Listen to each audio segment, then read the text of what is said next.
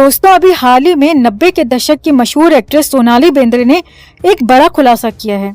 सोनाली बेंद्रे एक बहुत ही famous actress रह चुकी है और उसने बॉलीवुड के डायरेक्टर प्रोड्यूसर गोल्डी बहल से शादी की थी। सोनाली ने हिंदी के साथ साउथ की फिल्मों में भी काम किया है। साल 2002 में गोल्डी से शादी करके उसने फिल्मों से ब्रेक ले लिया था, लेकिन कुछ समय के बाद ही वो टीवी पर एक्टिंग करने लगी थी। सोनाली ने अभी एक बयान दिया है बॉलीवुड को लेकर और खुलकर यह स्वीकार किया है कि बॉलीवुड और अंडरवर्ल्ड का रिश्ता काफी पुराना है।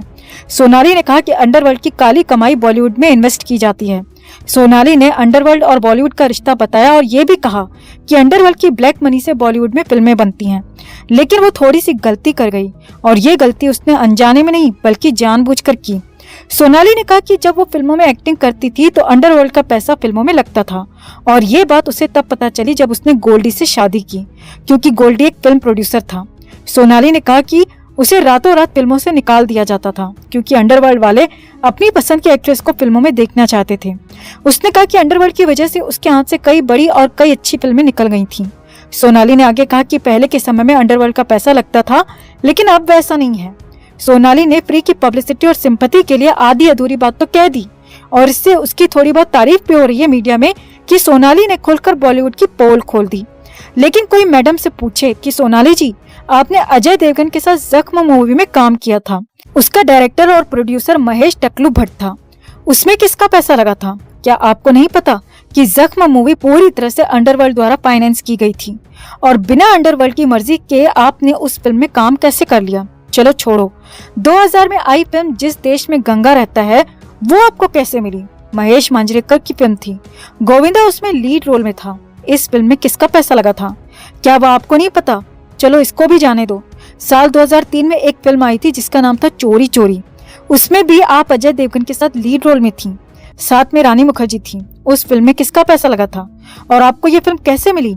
चलो ठीक है, एक और थोड़े टाइम पहले का ही केस बताते हैं। साल 2013 में आई film once upon a time in Mumbai Dobaara, आपको इस फिल्म में कैसे काम मिला? इस फिल्म में किसका पैसा लगा था? 10 साल बाद आपने इस फिल्म से कमबैक किया था, लेकिन ये फिल्म आपको दिलाई किसने थी और कैसे आपको ये फिल्म मिली? इन सवालों का जवाब बॉलीवुड में आप तो क्या कोई भी नहीं दे सकता, क्योंकि हर किसी को पता है कि बॉलीवुड में बड़े बजट की 70 से 80% फिल्में आज भी हवाला के पैसे से, नेताओं के पैसे से और बड़े बड़े बिजनेसमैन के पैसे से बनती हैं। और जिन जिन लोगों की काली कमाई फिल्मों में लगती है, फिल्मों की जो कास्ट होती है, जो एक्ट्रेसेस होती हैं, वो उन बड़े लोगों के बेडरूम में हाजिरी देने के बाद ही कास्ट की जाती हैं। सोनाली ने भलाई लेने के लिए और थोड़ी सी पब्लिसिटी के लिए यह आधा अधूरा ज्ञान बखाड़ दिया। खुद इसका पति गोल्डी बहल और संजय दत्त और कपूर परिवार एक दूसरे के रिश्तेदार हैं और संजय दत्त क्या है ये पूरी दुनिया जानती है। खुद इसका ससुर गोल्डी बहल का फादर रमेश बहल, वो कौन था? क्या इसे नहीं पता इन लोगों के बारे में? लेकिन इन लोगों को पता है कि पब्लिक बस पागल बैठी है, वो दिमाग तो यूज करती नहीं, जो ये बोलेंगे सब आंख बंद करके यकीन कर लेंगे। और सोनाली अगर खुद इतनी दूध की दूली है तो इसने उन फिल्मों के नाम क्यों नहीं बताए जिनमें अंडरवर्ल्ड का पैसा लगा था और जिन फिल्मों से इसे निकाला गया था? उसमें कौन डायरेक्टर था, कौन प्रोड्यूसर था, कौन एक्टर था? उन फिल्मों का नाम और उन फिल्मों की डिटेल इसने क्यों नहीं बताई? नहीं बता सकती, वरना खुद बेरोजगार हो जाएगी और जान से जाएगी वो अलग।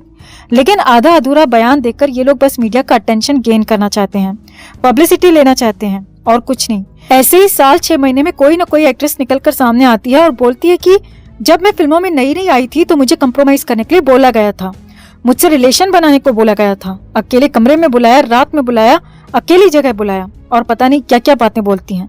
लेकिन कभी भी इस तरह की जो एक्ट्रेस बयान देती हैं वो फिल्म मेकर का या एक्टर का नाम कभी नहीं बताती। जिसने फसल काटने की डिमांड की है कम से कम उसका नाम तो बताओ।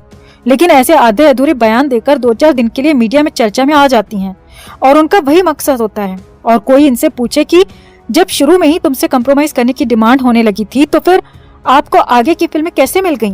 कोई जवाब नहीं देंगी। दरअसल ये लोग ऐसे किस्सों को समय समय पर इसीलिए बताते रहते हैं कि इनकी 2-4 दिन चर्चा हो जाए और बीच बीच में ये सुर्खियों में बनी रहें और लोग सोचें इनके बारे में कि अरे ये तो बहुत सीधी है, इसने अपनी मेहनत से ये मुकाम हासिल किया है और ये बेचारी विक्टिम है। लेकिन जिसने बॉलीवुड में 5 से 10 साल काम कर लिया या ए ग्रेड फिल्मों में काम कर लिया, वो ना तो कंप्रोमाइज से बचती है और ना ही अंडरवर्ल्ड से। अगर आप भी हमारी बातों से सहमत हैं तो कमेंट में अपनी बात, अपनी राय जरूर रखें और वीडियो को लाइक और शेयर कर अपना प्यार और सपोर्ट भी जरूर दिखाएं।